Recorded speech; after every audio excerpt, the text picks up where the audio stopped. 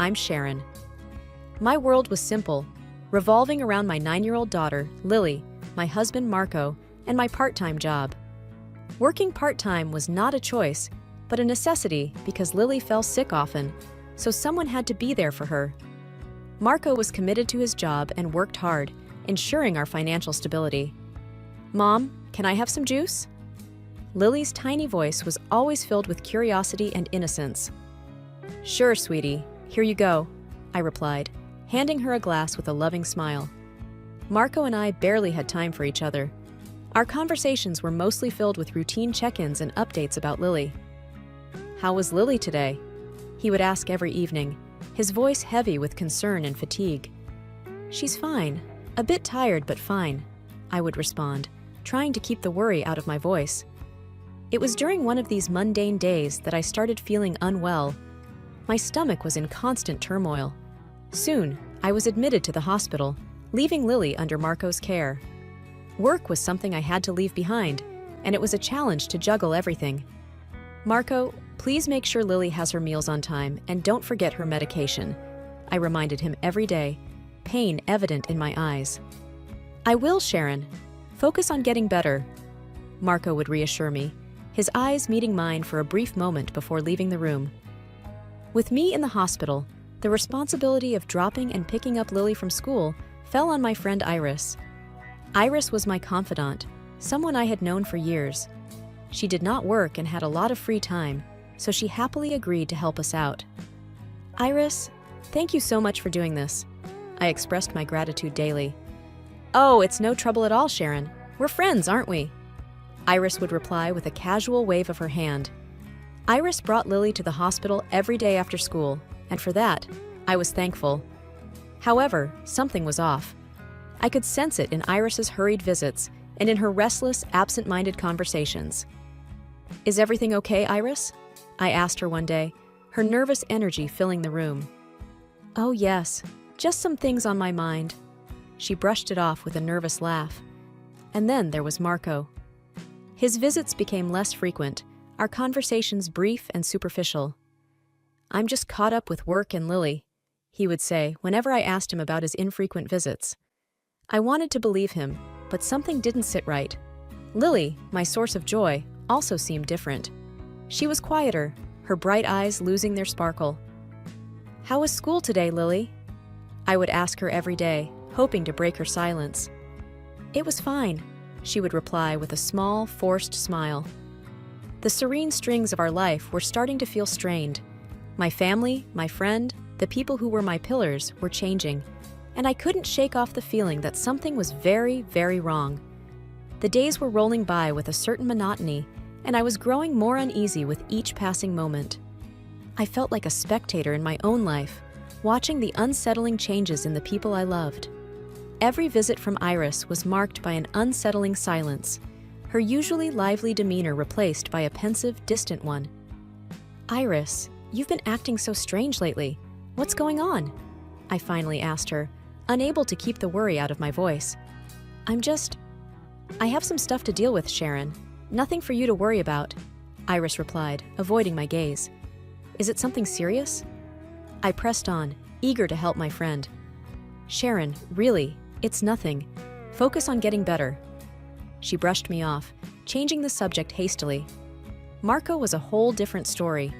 He would walk in with a forced smile, updating me on Lily and his work, all the while avoiding eye contact. It was as if he was carrying a heavy burden, one that he was unwilling to share. "Marco, is everything okay at home?" I asked him, the concern clear in my voice. "Everything is fine, Sharon. Just work is a bit stressful," he replied, his gaze fixed on the floor. "And Lily, is she okay?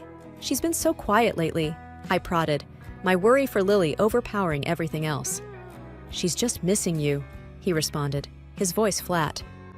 I tried talking to Lily too, to understand what was going on in her little mind. Every day, I would ask her about her day, about school, about her dad, and Iris. Her responses were always monosyllabic, her eyes never meeting mine. "Lily, sweetheart, is something bothering you? You can tell me anything, you know that, right?" I coaxed her gently. "I know, Mom, I'm just sad." she mumbled, playing with her fingers. Sad about what, sweetheart? Is it because I'm here in the hospital? I asked, my heart aching to see her so distraught. It's just, I don't like it when... She trailed off, tears brimming in her eyes. The unsettling silence was taking a toll on me. I felt helpless, confined to the hospital bed, unable to comfort my daughter, unable to help my friend, unable to confront my husband. One day, after another visit filled with silent glances and whispered secrets, I decided to question Lily a bit more. It was clear that something was bothering her, something more than just my hospitalization. Lily, you know you can tell me anything, right? I gently nudged as I held her little hands in mine. I know, Mom, she mumbled, her eyes filled with a secret pain. What's going on, sweetheart? Are Dad and Iris treating you well? I asked, my worry creeping into my voice. It's just... I see things, Mom, she replied, her voice barely above a whisper. What things, Lily? What have you seen? I urged her, my heartbeat quickening. I have videos, Mom, of Dad and Iris. They laugh a lot. They look happy, she confessed, her eyes filling with tears. Videos? What do you mean, Lily? I asked, my heart sinking. She hesitantly handed over her little tablet, her hands shaking. What I saw on that screen broke my heart into a million pieces. It was Marco and Iris, laughing, sharing private jokes, looking like a couple. The pain was unbearable, the betrayal cutting deep. I'm so sorry, Mom. I didn't know what to do, Lily sobbed, clinging to me. Oh, Lily, this isn't your fault, sweetheart, I comforted her, my own tears falling freely. But the pain didn't stop there. Lily, with her innocent eyes clouded with tears, told me more. She had seen Iris coming out of our bedroom more than once.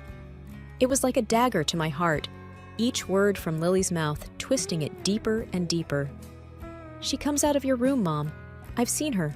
Dad says they are just talking, but I know it's wrong, Lily revealed, her voice breaking. Oh, Lily, was all I could muster, the pain in my chest making it hard to breathe. My mind was racing, thoughts of confrontation, of revenge, of escape filling every crevice. How did things come to this? How did my serene, simple life turn into this twisted, painful mess? The air was heavy with tension when Iris came back. I was burning with anger, betrayal etched on every feature of my face. I confronted her the moment she stepped inside my hospital room. Iris, I need to talk to you, I said, my voice sharp with anger. Oh, okay, what's up? She replied, trying to keep her voice steady, a hint of nervousness in her eyes. I know about you and Marco. Lily showed me everything. I spat out the words, my gaze fixed on her, watching her reaction. I don't know what you're talking about, she stammered, her face turning pale. Don't lie to me, Iris. I've seen the videos. I know you've been in my bedroom. I raised my voice, my anger getting the better of me. I didn't think you'd find out. I didn't want to hurt you, she confessed, her voice breaking, tears streaming down her face. Hurt me? Iris, you betrayed me. While I'm stuck in this hospital, you're at my home, with my husband, betraying me every day, I shouted, the pain evident in my voice. I'm so sorry, Sharon. It just happened, she sobbed, her body shaking with each tear. Just happened? You made a choice, Iris. You chose to betray your friend. I was seething. Every fiber of my being wanted to lash out at her. It didn't stop there. Fueled by the hurt, by the betrayal, I called Marco, my voice shaking with anger. Marco, we need to talk, I said, my voice cold and distant. What's wrong, Sharon? He replied, a hint of concern in his voice. I know about you and Iris. I've seen the videos. Lily told me everything, I accused, the bitterness lacing every word. What? What are you talking about? He stammered, his voice betraying his guilt. Don't play dumb, Marco. I know everything. You've been cheating on me with my best friend, I yelled, my heart breaking all over again. I didn't want you to find out like this, Sharon. I never meant to hurt you. He finally confessed, his voice cracking. Hurt me? You destroyed our family, Marco. You destroyed everything we had. I cried, the tears blurring my vision. Every confession was a stab to my heart, every apology a reminder of their betrayal. My mind was made up. I was going to divorce Marco, cut all ties with Iris, and rebuild my life, for Lily, for myself. After those gut-wrenching confessions, action was needed. The betrayal demanded justice, a rectification. I immediately sought legal counsel, feeling a mix of rage and determination. Mr. Thompson, I need to file for a divorce, and I need to make sure he doesn't get a dime, I told my lawyer, my voice resolute. Sharon, I understand this is a difficult time for you. We'll do everything in our power to ensure you get what you deserve, Mr. Thompson assured me, his voice steady. Thank you. I want full custody of Lily, and I want alimony. He destroyed our family. He doesn't get to walk away unscathed, I responded, my tone icy. And what about property division? Mr. Thompson inquired, going over the legalities. I want my fair share. He can keep the rest. I just need enough to start over with Lily, I said, my mind clear on what needed to be done. The days that followed were a blur of legal battles, arguments, and tears. Marco, at times repentant, at times furious, battled every claim, every demand. But the evidence was clear, the betrayal documented for the world to see. I can't believe you're doing this, Sharon! I said I was sorry! Marco shouted during one of our confrontations. Sorry? Marco, you destroyed us! Sorry doesn't fix that! I retorted, my voice laced with pain and anger. And you? You're just going to take everything? Leave me with nothing? He accused, his face red with anger. You should have thought about that before you betrayed me with my best friend. I snapped back, refusing to back down. Eventually, the divorce was finalized. The property was divided, and I got full custody of Lily, along with alimony. It was a bitter victory, one that came with a hefty price. Iris and Marco got married not long after, starting their life on the ruins of mine. But their life was far from the idyllic start they imagined. Their relationship was tainted by constant fights, the trust non-existent. One day, I received a call that Marco had been arrested for domestic violence. Iris, once my best friend, was now a battered wife, a victim of her choices. I never thought he could do something like this, Sharon. Iris cried to me over the phone one day, her voice broken. Iris, you chose this. You chose him over our friendship, I replied coldly, feeling no sympathy for her. I know, and I regret it every day, she sobbed, her tears a stark reminder of her betrayal. Despite the pain, the betrayal, I had Lily. And with her, I had hope, love, a reason to rebuild my life. They say that after the storm comes the rainbow, and Lily was my rainbow, my beacon of hope in the darkest of times. Living in the aftermath of such a tremendous betrayal was like wandering through a field of emotional landmines. I watched from afar as the lives of Marco and Iris unfolded into a chaotic mess, their supposed bliss transforming into a nightmare. One day, as I was sipping my morning coffee, I received a call from a mutual acquaintance, filling me in on the latest drama in their turbulent life. Sharon, have you heard? Marco got arrested, said the voice on the other end, a mix of concern and gossip-filled curiosity. What? Why? I responded, trying to mask my interest. He and Iris had a huge fight. He lost it and hit her, the voice replied, almost whispering. While a part of me felt vindicated, the other part just felt numb. The unraveling of their lives was the culmination of their betrayal, their deceit. Days later, Iris called me, her voice weak, broken, the sound of a defeated soul. Sharon, I didn't know where else to turn. Marco, he's not the man I thought he was, she stammered, tears choking her words. Iris, what did you expect? You both built your happiness on someone else's pain. Did you really think it would end well? I responded, my voice cold, detached. I know we did wrong, but I never imagined he could be so violent, she cried, her sobs a symphony of regret and despair. You made your bed, Iris. Now, you have to lie in it, I replied, feeling no pity for the woman who once was my closest friend. Their lives had become a tangled web of regret, pain, and consequences. Watching them, I couldn't help but feel a sense of poetic justice. a realization that the universe had its way of balancing the scales. My focus remained on Lily and our new life together. I wanted to protect her, to shield her from the pain that had marked my life. Our bond became our sanctuary, our love the light guiding us through the darkness left by Marco and Iris's betrayal. Our conversations were filled with love, support, and healing, a stark contrast to the tumultuous relationship that was now Marco and Iris's life. "Mom, will we ever be a family again?" Lily asked one day, her innocent eyes searching mine for answers. "No, sweetheart, but we are a family, you and me. We have each other, and that's all we need," I replied, hugging her tight, feeling the strength of our bond. The unraveling of lives around us served as a constant reminder of the pain of betrayal, but also as a beacon of hope, of strength. It was a painful journey, but it was our journey, a path leading us to healing, to rediscovery, to a life filled with love and hope. The dust had settled, the storm had passed, but life had to go on. It was just me and Lily now, a team, our bond stronger than ever. We had each other, and that was our strength, our solace. Days were filled with little joys, with shared laughter and love, with building new memories. We were rebuilding, rediscovering the joy and simplicity in our little duo.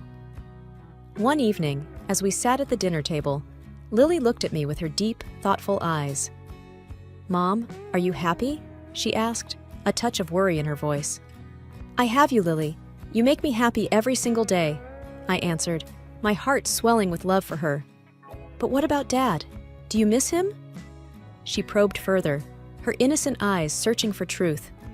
"I miss what we had, what I thought we had, but we are better off without him, without the lies and the pain," I replied, trying to reassure her. "And Iris? Do you miss her?" Lily asked, her voice softer. "I miss my friend, but the Iris who was my friend doesn't exist anymore. She chose to hurt us, and I can't forget that," I said, my voice firm but gentle. "But we're okay, just the two of us, right?" she inquired, needing the reassurance. "We're more than okay, sweetie. We have each other, and that's all we need," I affirmed, reaching out to hold her hand. Our life was a reflection of our resilience, of our love. We found joy in each other, in our shared experiences, in our journey of healing and growing. We didn't need the shadows of the past haunting us, defining us. We were a mother and a daughter, a team, a family. Days were not without their challenges, but we faced them together. Our bond was our anchor, our shelter from the storms of life. "Mom, I love you. You're the best mom in the whole wide world," Lily would say, wrapping her little arms around me. "And I love you, Lily. You're the best daughter a mom could ever wish for," I would reply, hugging her back, feeling the warmth of her love. As time rolled on, healing began to seep into the cracks that the pain had left in our lives. It was a gradual process, like the slow blooming of a flower after the storm. Life, with its myriad of colors, began to unfold anew for Lily and me. Our routine had become our comfort, our conversations our solace. We didn't look back, but forward to new days, to fresh starts. We were a little family, filled with love, with shared smiles and shared tears. One sunny afternoon, as we were strolling in the park, Lily's face lit up with a thought. "Mom, can we get a dog? You know, a fluffy one, with big eyes and a waggy tail?" Lily asked, her eyes sparkling with excitement. "A dog, huh? Are you ready for the responsibility, Lily? A dog needs a lot of love and care," I said, smiling at her enthusiasm. "I promise, Mom, I will feed him and walk him and love him every single day," Lily pleaded, her eyes wide with hope.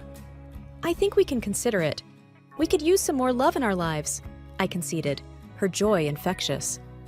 Our journey was a constant evolution, a story of rediscovering happiness, of learning to love life again. We embraced the change, the chance to write a new chapter in our lives, one filled with hope and happiness. Our shared experiences had shaped us, had molded us into stronger, more resilient individuals. We had learned the value of truth, of love, of trust. "Mom, I think we should name him Buddy. What do you think?" Lily suggested, her mind already painting a picture of our future furry friend. I think Buddy sounds like a wonderful name. He will be our little companion, our little buddy, I agreed, imagining the joy a new friend would bring to our lives. It was a new beginning, a chance to rebuild, to create new memories, to find joy in the little things. We had each other, and that was our greatest strength, our greatest treasure. Our story was not one of loss, but of gain, not one of pain, but of healing. We had found redemption in each other, in our love. We were ready for the future, for the new adventures it would bring, for the new lessons it would teach. As we walked hand in hand, the sun setting in the horizon, painting the sky with shades of orange and pink, I felt a sense of peace, a sense of completion. Mom, I'm glad it's just you and me. We're happy, aren't we? Lily asked, squeezing my hand. Yes, sweetie, we are. We have each other, and that's all the happiness we need, I replied, squeezing her hand back. It was a journey of redemption, of new beginnings, a journey of a mother and a daughter finding their way back to happiness, back to love. The past was behind us, the future ahead, bright and promising, like the dawn of a new day.